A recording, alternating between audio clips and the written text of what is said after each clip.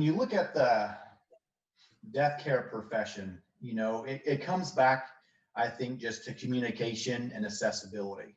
And that's where I see a lot of this that has improved. Again, these are my thoughts. This profession has transformed dramatically, especially these last 8, 9 months. But typically up to that point, it's been a slow movement of evolution. Still a lot of older ways of doing things. Paul, I think I've heard you say this before, you know, we're operating 15 or 10 to 15 years behind everybody else. And so what this has done is it's made us refocus and look at where we are today. And it made us realize that, wow, we probably have been behind the 8 ball a lot longer than we anticipated or even thought. So we've had to re-innovate ourselves. We had to get digital. We had to get technologically savvy.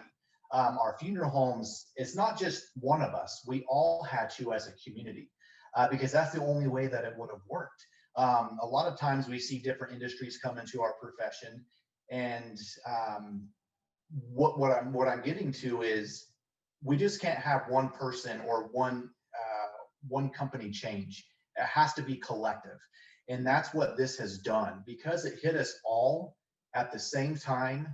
And we all had very similar challenges. We had to come together as a group in an industry and really collaborate together to figure out how to get through this. And because of that, we're all changing collectively. It's not just us over here or this company over here, is we're doing this together. And I really feel like that has brought us closer together as a group, and we're more able to respond to something like this down the road than we would have been in the past. And that, again, I've said this before, it's almost becoming my saying, is the future of this industry and this profession is very exciting, because again, it's teaching us to come together, figure things out, and grow together, and not just singular. So going through this, one of the interesting things was all of this regulatory and legislative issues that hit death care.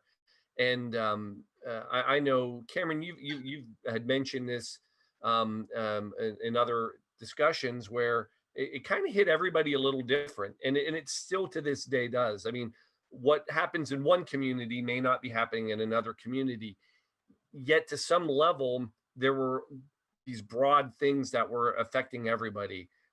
For example, PPE, personal protective equipment. You know, this was something that in death care we've just, it's just part of what we do. We know what PPE is. It's interesting because, you know, I've used those letters PPE, and people are like, what is that? Now it's on the news. Everybody knows what PPE is. Everybody knows what personal protective equipment is. And but as a community, you know, I saw, you know, communities that were now in need of it, and then death care was in need of it, in this shared community to help everybody find it, locate it, and have it. And but this overreaching idea of how things were affecting everybody on different levels, I think it was a wake up, because again, that was a world that we probably thought, we as death care thought that was just us, and then we saw it to everybody. The other thing, as far as how the community really got in, especially within death care, that I started to see were how many people were doing things that they may not have done before. And you kind of alluded to this. The idea is, you know, maybe you have one person who always did IT for you, or one person who met families, and one person, you know, did the pre-need, and one person did. We had to change all that, and everybody had to pitch in and help. You know, we may need everybody on board to help with some at-need families, and then we may need people that have never done pre-need to switch over to help pre-need, and everybody was maybe helping to clean. And then when we got into this digital world of virtual, everybody's like, how do we do it? Everybody was doing it. And I think it really helped us as a profession grow as this sense of community, because we had to help one another to get through it. And we're still doing that. And I think that's a great positive thing. And what we have to continue to do is we just have to keep helping one another. And again, that's not only us, but it's also our local communities, because because death care is becoming more part of the media, and not only the media, the news, things like that, but the social media. Social media, you can't click through Facebook and not see somebody talking about a funeral or, so we as a profession have to become, it's pulling us into the community. And I hope that, death care sees that and becomes more vocal in their community, putting, not waiting for the look that they're there.